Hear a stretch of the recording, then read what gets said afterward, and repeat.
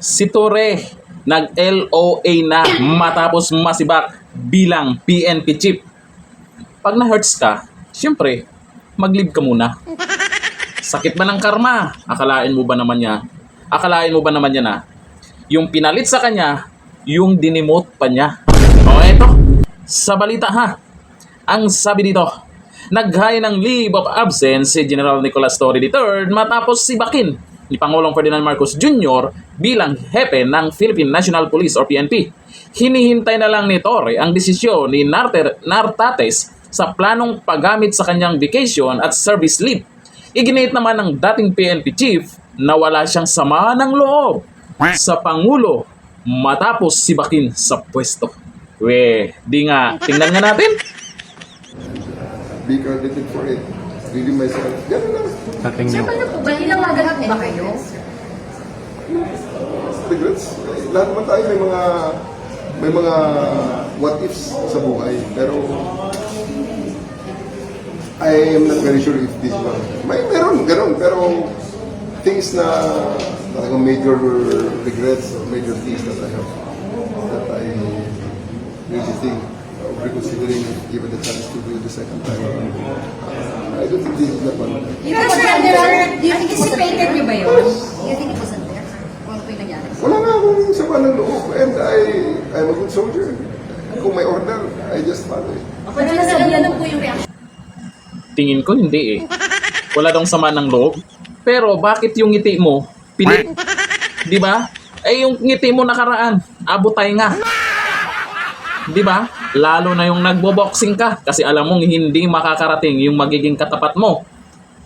Ngayon, yung ngiti mo pilit na. Yan. Kinarma na. At ang sabi pa ni Auntie Claire, may mas mabigat daw na posisyon o inaalok sa kanya. Paano naging mas mabigat kung ang ibinigay at inalok sa kanya? Hindi natin alam kung ano pang inalok sa kanya.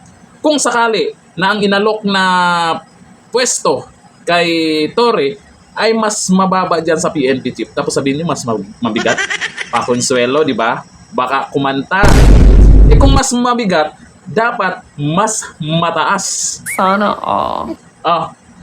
Nasaan yung nagsasabing good news pa rin ang pagsibak kay Torre kasi may plano daw si Junior. Ayon yan sa tagapagtanggol ni Torre ha.